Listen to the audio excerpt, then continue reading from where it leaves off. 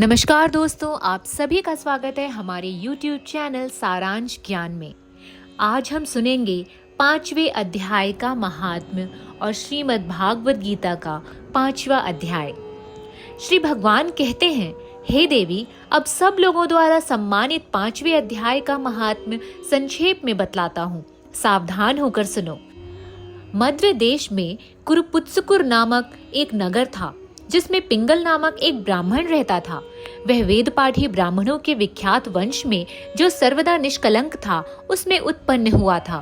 किंतु अपने कुल के लिए उचित वेद शास्त्रों के स्वाध्याय को छोड़कर ढोल बजाते हुए उसने नाच गाना में मन लगा लिया। गीत, नृत्य और बाजा बजाने की कला में परिश्रम करके पिंगल ने बड़ी प्रसिद्धि प्राप्त कर ली और उसे उसका राजभवन में प्रवेश हो गया। अब वह राजा के साथ रहने लगा। स्त्रियों के सिवा और कहीं उसका मन नहीं लगता। धीरे धीरे अभिमान बढ़ जाने से उच्छृंखल होकर वह एकांत में राजा के दूसरे दोष बतलाने लगा।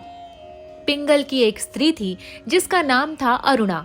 वह नीच कुल में उत्पन्न हुई थी और कामी पुरुषों के साथ विहार करने की इच्छा से सदा उन्हीं की खोज में घूमती थी। उसने पति को अपने मार्ग का कंटक समझकर एक दिन आधी रात में घर के भीतर ही उसका सिर काटकर उसको मार डाला।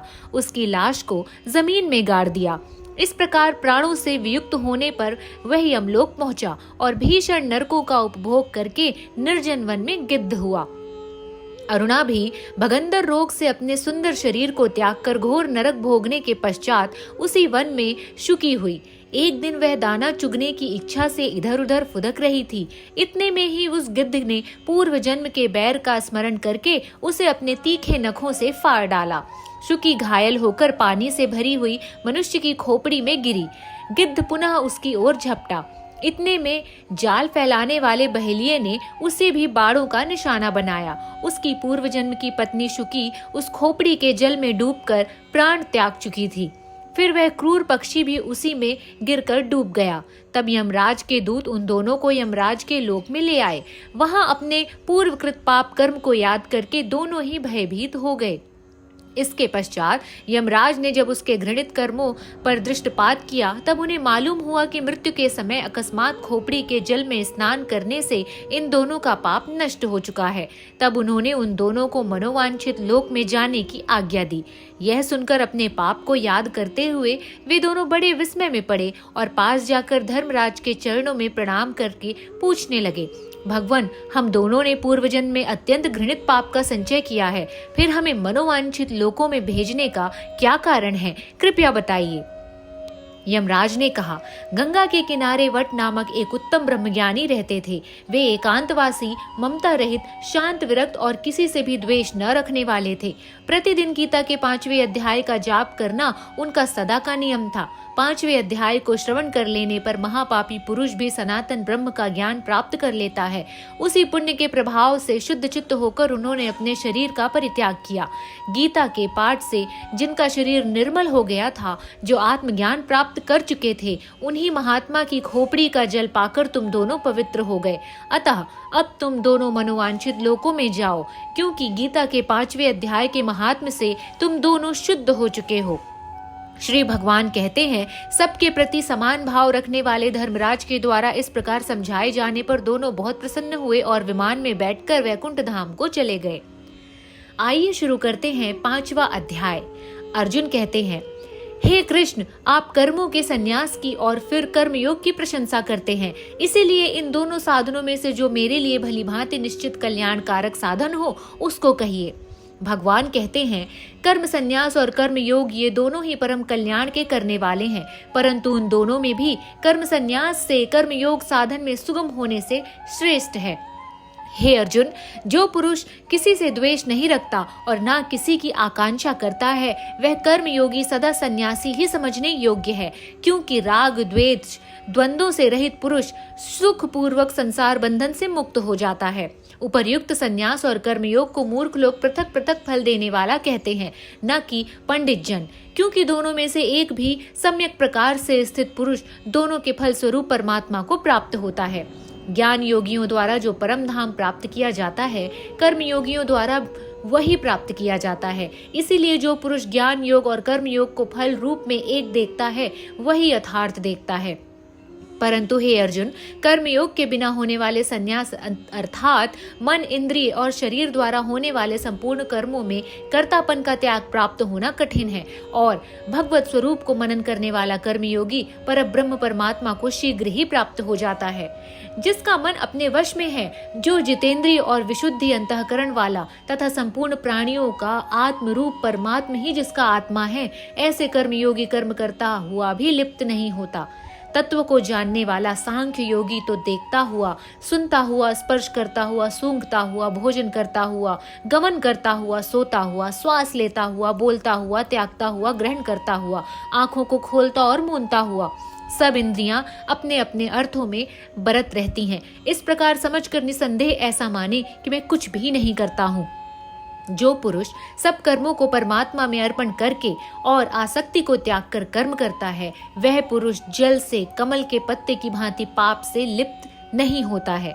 कर्मयोगी ममत्व बुद्धि रहित केवल इंद्रिय, मन, बुद्धि और शरीर द्वारा भी आसक्ति को त्याग कर अंतःकरण की शुद्धि के लिए कर्म करते हैं। कर्मयोगी कर्मों के फल का त्याग करके भगवत प्राप्ति रूप शांति को प्राप्त होता है और सकाम पुरुष कामना की प्रेरणा से फल में आसक्त होकर बंधता है।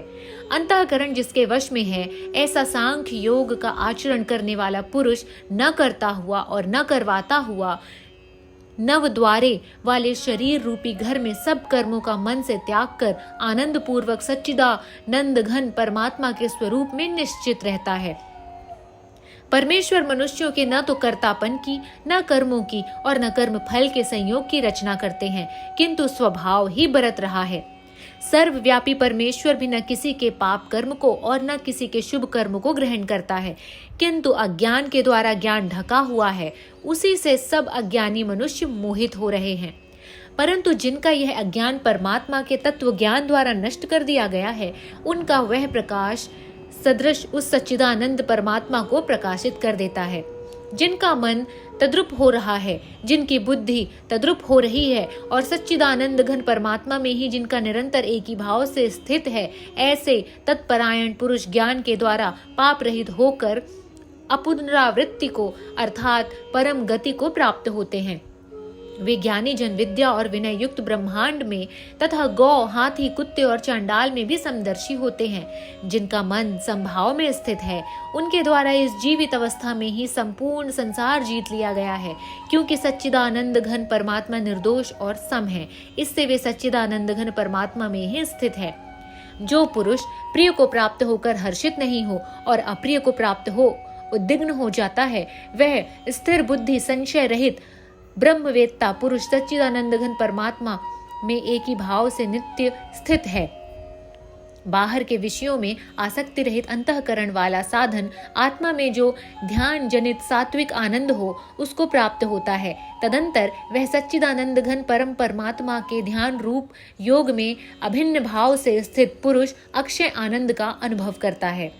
ये जो इंद्रिय तथा विषयों के संयोग से उत्पन्न होने वाले सब भोग हैं, यद्यपि विषयी पुरुष को सुख रूप भासते हैं, तो भी दुख के ही हेतु हैं और आदि अंत वाले अर्थात अनित्य हैं। इसीलिए हे अर्जुन, बुद्धिमान विवेकी पुरुष उनमें नहीं रमता। जो साधक इस मनुष्य शरीर में शरीर का नाश होने से पहले ही काम क्रोध से उत्पन्न होने वाले वेग को सहन करने में समर्थ हो जाता है, वही पुरुष योगी है और वही पुरुष सुखी है।